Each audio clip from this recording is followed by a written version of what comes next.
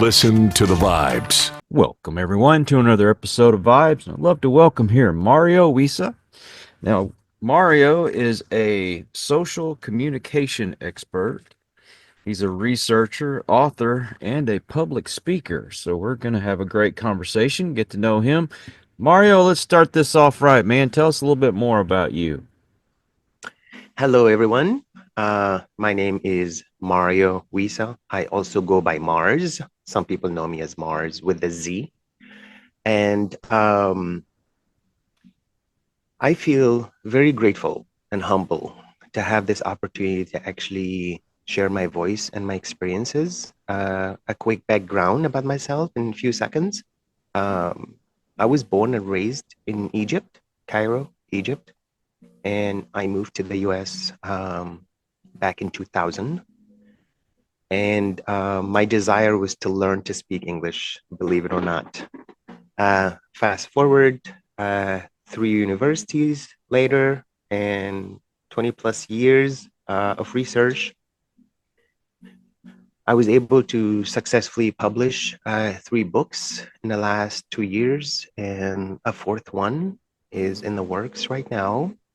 My field is communication, and more specifically, interpersonal and intrapersonal communication. Well, being that you have a different perspective on things, what is communication to you? I get super excited over this question because um, something really common is like a common thread amongst all researchers. Eventually, over time, they start to coin their own definitions and meanings for terms and words based on their depth of understanding and experiences. So, communication for me, this is actually my own definition. You would not find that anywhere else. Communication is a non-stop, voluntary, and involuntary process of exchanging information, knowledge, energy, and vibration. That was a long one, but I've said it so many times, I remember it very well. Um, so it is a process that's happening all the time, whether we're aware of it or not. We think it requires words, not necessarily. You listening to me right now, your presence is communicating something. That's how deep communication is. Just your existence, you're already communicating. And that's a place where we take it from here to be more aware and deliberate what to do next. Well, I'm going to get a little more specific with you if you don't mind. Please. Let's talk about communication between spouses or people that are in a relationship. Have you studied that? Absolutely, absolutely. So the academic term for what you are bringing up right now is interpersonal communication, which means usually one-on-one. Interpersonal communication. If it's more than 2 or 3 in the group, up to hundreds, it becomes group communication, organizational communication. Relationship that falls under relationship with the other people that falls under interpersonal communication, one-on-one. The first one, which is really important to bring up, is intrapersonal communication. I will keep repeating this because they're so close. I need to draw this distinction. Interpersonal is one-on-one. Intrapersonal is internal communication. That influences our relationship with ourselves, obviously, our family members, spouses, friends, co-workers. It all starts with intrapersonal communication, how we converse with ourselves. Well, question, and being a little more specific, between Mhm, a husband and a wife, mhm. why do we have such a hard time communicating our feelings? I'll give you an example. Say that something has happened that has upset me, and I just don't want to get into a conflict, so I don't say anything about it. But of course, my wife is going to look at me and tell that there's something bothering me.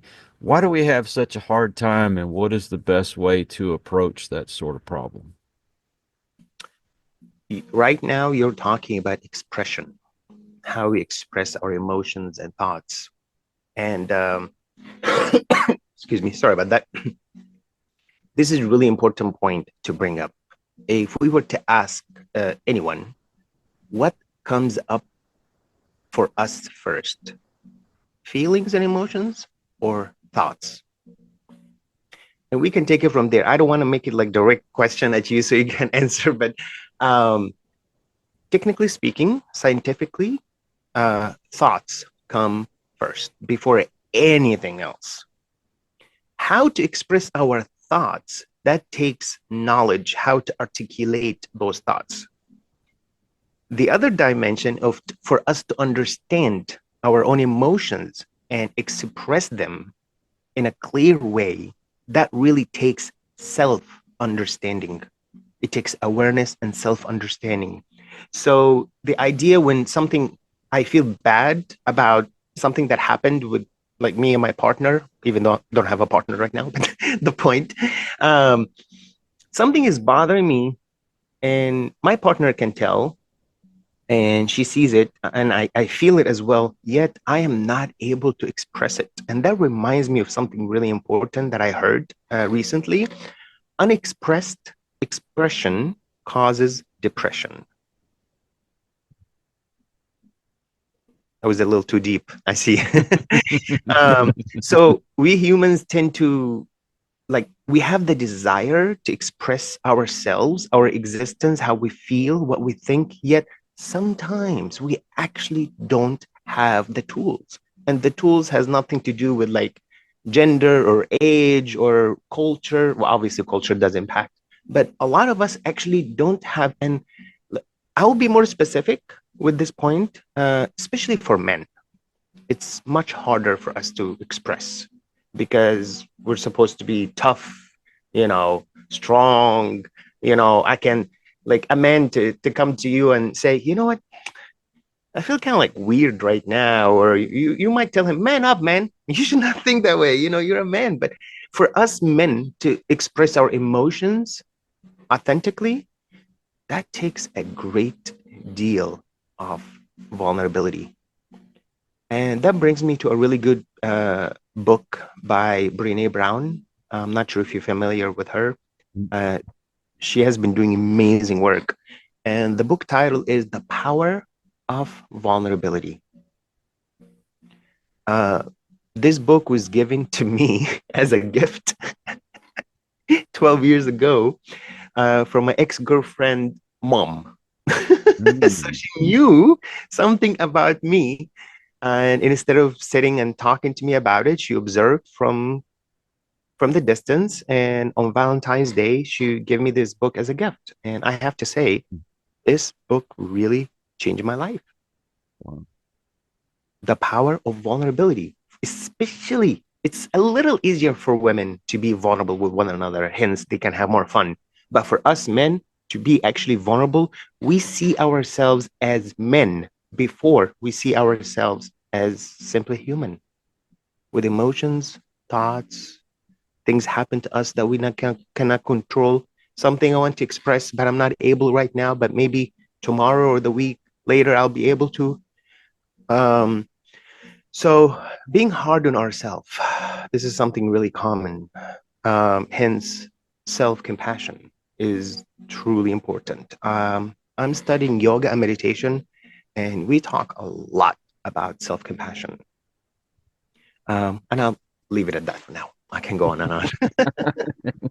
My biggest pet peeve is when I'm talking to someone and I get cut off. It's like Mm.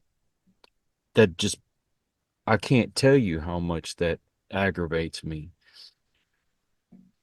I'm a very soft-spoken person.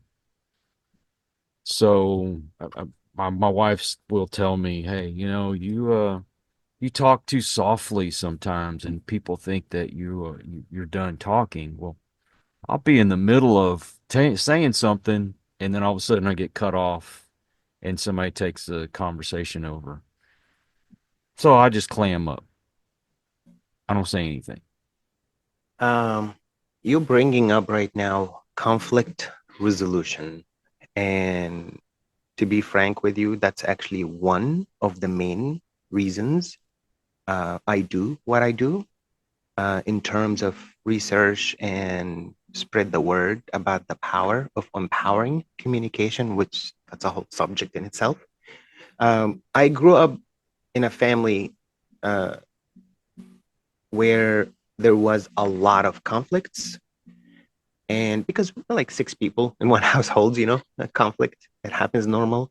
Um, Yet how my family dealt with it, uh, allow me to say, caused me some traumas that made me think, how else can I do this? Is there a better way to handle this situation when a conflict arises?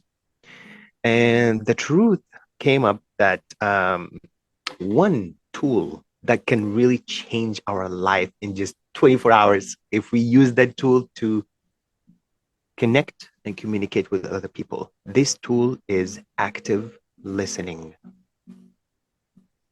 Active listening, obviously, I talk about this a lot in my book. It's not hearing. Actually, my third book, it's the title is The Listener. The Listener, Universe is the True University. I introduced this practice at the end of the book where we go 24 hours where we're just listening to whatever is happening around us. And we don't have much of an input. If we asked, if we were asked a direct question, we can answer it. Other than that, for 24 hours, we just listen to what's happening around us, listening to what's happening within us. If, let's say I'm roommate or partner, they want to like share something with me or discuss something with me, I will do a lot more listening. So I'm listening to take in the information. Active listening is very powerful because we listen not to respond or to find a hole in what is being said. We're just taking in the information because listening is learning. Now, we can say right now, okay, I will start to practice active listening. And let's say I'll start today, next week. What about the people around me? That's a valid point, right? And that's where intrapersonal communication, very important. I am doing this for me. It's about me. And I will feel and see results in 24 hours that no one else will notice it. Yet, if I continue doing this after a week or so, when I'm more of active listener and trying to be a problem solver, find where we need to go versus where we are, what was done. We keep rehashing the past.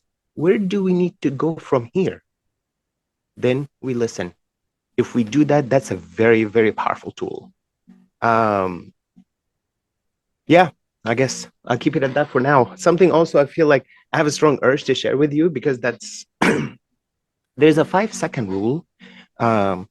You mentioned that you're soft spoken, and it seems like you deliver your thoughts intentionally and deliberately. Not many people will be able to see that. And as you said, they're probably going to want to cut you off. There's nothing that we can do about that if someone cuts us off. Yet, if we don't do that to the other person when they're listening, eventually they will learn from us. It will take time, but eventually they will notice that we are not interrupting them. And they will say, you know what? I've been like talking for a while. You're not interrupting me. Do you want to say something? They invite you in. How beautiful is that? What do you think? That would be nice. Practice, practice, practice, practice. No, I hear you. Now you mentioned that you've got a third book coming out. So what are the other two books? So the first one is Empowering Communication Unleashed. The most powerful voice you will ever hear is your own. That's the subtitle. The second book is 180 Degree You in 180 Days. Honestly, I was basically in the hospital for a couple of months. And as I'm a reader, researcher, I thought about those ideas and program where you do 10 to 15-minute reading, which is about a page and a half, for 180 days. And slowly your mind shifts 1 degree at a time every day. So that's the second book. The third one is The Listener.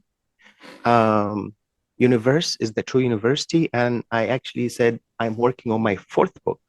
The title is The Little Green Book, and it's like a pocket size, something that will stay with you to keep you like grounded and aware and create that state of flow as you go about life.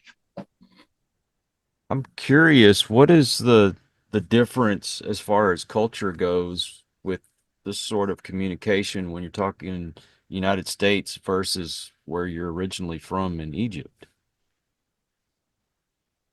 Fantastic point. Um, as I have mentioned, I was born and raised in Egypt, obviously live in the US for some time. Also, I traveled Asia for about 5 years. I went to India, Sri Lanka, Nepal, Kathmandu, Nepal. I went to Bali and Indonesia. It's all part of my research. And one of the things that I really observed and left a big mark on me, ignorance. Ignorance can be so harmful because the things that we simply don't know can actually hurt us. To put Asia on the side for now, you were particular about the comparison of like the Middle East in Egypt and the US. Um, in the US, I think there's a lot more transparency and awareness in terms of how we communicate. Like if you think it's not good how we communicate here, we're either with like our family members or spouse, or in Egypt, they are not as vulnerable. They the communication style is always on guard. Like, why are you connecting with me? What do you want from me? It's like very different. Obviously, I'm not saying every single person, there's like 60 million people in Egypt. I'm not saying everyone is like that, but I'm talking about the idea. And I'm going to touch on this quickly, then I can move on. Also, religion impacts our communication style in Egypt, which is huge, huge. Uh, yeah, I'm not going to like bring up so much about that.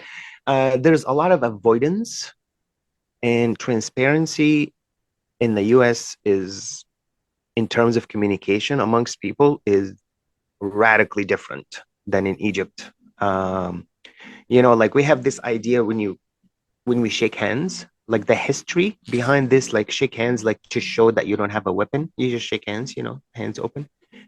In Egypt, for example, body language is a lot of people have their hands behind their back, or they kind of like hide in their hand. It doesn't feel safe sometimes. Middle East for you. Middle East, yep. Why do you think they say when they meet you, they say peace be upon you? They're always like asking for peace. Well, why do we ask for it so much? Because we don't have it, so they're asking for it all the I time. hear you. Now, do you work with people one on one? I actually do. Yeah, I do consultation online, virtually for now. I'm traveling to Egypt in April. That's a long answer, but the short answer for now, yes, yes, I do. I do. I was going to tell you my plans for the next few months, but you didn't ask me. Well, I want to go with you, so I'll pack up and be ready to go. Now, Well, tell you what, the end of March, going to Egypt. Let's do it. nice. Well, how do people get a hold of you? Oh, I'm very grateful that I have an amazing, incredible team working with me, and they set up this website, www.mariowissa.com, and they're updating it regularly with blogs. Also, there's a calendar where they can book free session for 30 minutes virtually. We meet either Skype or Google or Zoom, any way that works. I'm actually dedicating the next like 2 years. Everything I do is actually free. Oh, nice, nice. And Everything. I'm doing public speaking events, book signing in Egypt, video recording, everything. I'm just doing it really free because I just love what I do. And I know eventually things will build up and, naturally the seed will grow. Um, I'm I'm a retired from the U.S. Navy, so money is not really a big deal for me, and I want to do something good before I leave. I hear you. I hear you, man. And your books, are they available on your website and anywhere else? Yes, especially the first book. So all three books actually have been translated to different languages. So they are online. It can be purchased on Amazon, Barnes and Noble. I also offer that people can download like e-copies, like $5, really cheap. And I also have on the website saying if someone cannot afford any of the material, all they have to do just reach out to me and I'll connect. Either send them copy. I've send many copies of my book, actual hard copy to people. Or if people email me and they prefer the e-copy and they want to purchase it, all they have to do just reach out to me and I'll help because 8 billion people. Possibilities are limitless to help. Well, I'm going to put all of your links in the description to make it easier for folks to find you. Mario, thank you so much for spending your time with me today. You're a very kind soul, man. I try. I try. Mm. And I also want to thank all you folks out there. If you are new to the channel, I hope you'll come back. Please hit that subscribe button for my regulars. You guys are awesome because you make it possible for me to do this. Until the next one, everyone, please take care. Be kind to one another. God bless and peace. We hope you enjoyed this episode of Listen to the Vibes. You can catch us on Buzzsprout or wherever you listen to your favourite podcasts. And on YouTube. Follow us on Facebook at The Vibes Broadcast Network